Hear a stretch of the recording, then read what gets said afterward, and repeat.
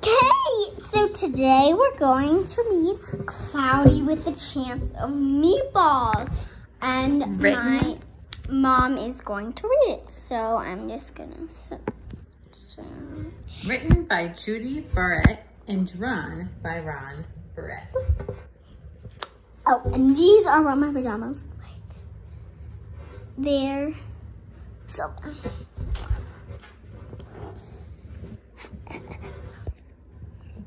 We were all sitting around the big kitchen table. It was Saturday morning, pancake morning. Mom was squeezing oranges for juice. Henry and I were betting on how many pancakes we each could eat, and Grandpa was doing the flipping.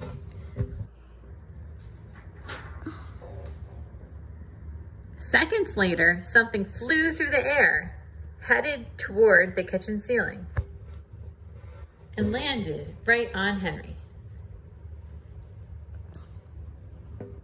After we realized that the flying object was only a pancake, we all laughed, even Grandpa. Breakfast continued quite uneventfully. All the other pancakes landed in the pan, and all of them were eaten, even the one that landed on Henry. That night, touched off by the pancake incident at breakfast, Grandpa told us the best tall tale story he'd ever told. Across an ocean, over lots of huge bumpy mountains, across 3 hot deserts and 1 smaller ocean,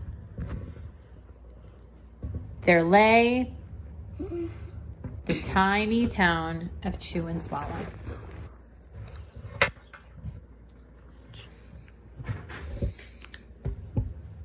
In most ways, it was very much like any other tiny town.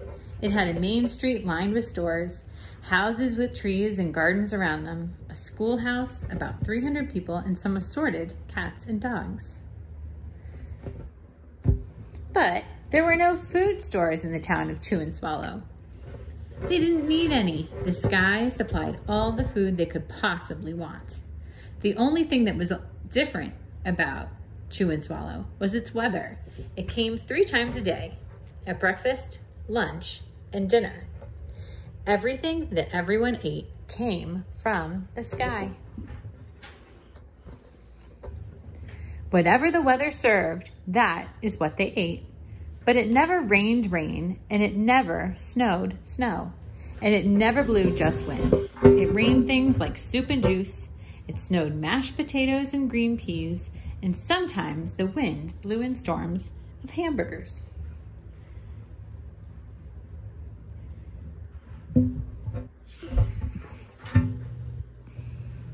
The people could watch the weather report on television in the morning, and they would even hear a prediction for the next day's food. When the townspeople went outside, they carried their plates.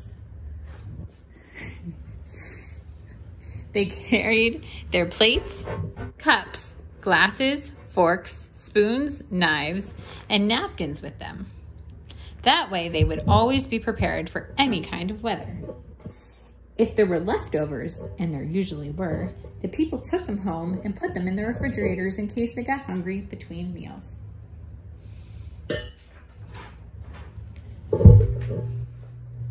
The menu varied. By the time they woke up in the morning, breakfast was coming down. After a brief shower of orange juice, low clouds and sunny side eggs moved in, followed by pieces of toast. Butter and jelly sprinkled down for the toast, and most of the time it rained milk afterwards. For lunch one day, frankfurters, already in their rolls, blew in from the northwest at about 5 miles an hour. There were mustard clouds nearby. Then the wind shifted to the east and brought in baked beans. A drizzle of soda finished off the meal.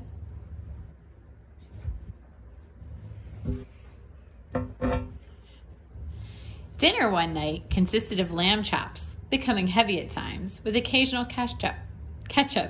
Periods of peas and baked potatoes were followed by gradual clearing, with a wonderful jello setting in the west. Do you think you'd like to eat that jello? Yeah.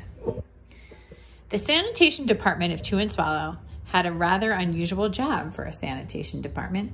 It had to remove the food that fell on the houses and sidewalks and lawns. What's a sanitation department? A sanitation department are people that help keep a city clean, like trash and recycling people, composting people. A sanitation department, they take care of that.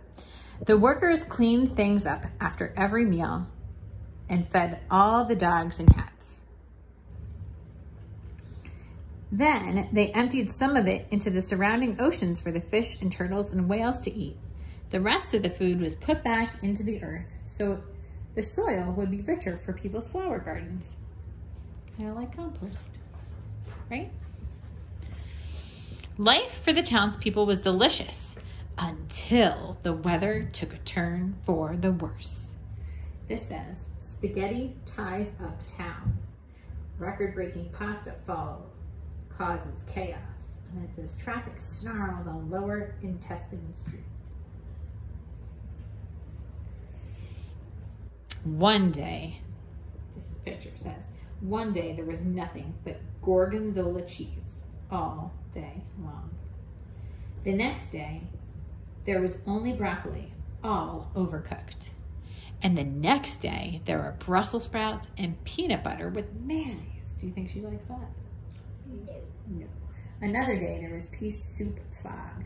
No one could see where they were going, and they could barely find the rest of the meal that got stuck in the fog. What do you see in the fog? Do you see some funny things? Yeah. Like what? Fumes. Yeah, what else? Well, no. A nose, birds, fish, crazy things. The food was getting larger and larger, and so were the portions. The people were getting frightened. Violent storms blew up frequently. Awful things were happening. One Tuesday, there was a hurricane of bread and rolls all day long and into the night. There were soft rolls and hard rolls, some with seeds, some without. There was white bread and rye, whole wheat toast.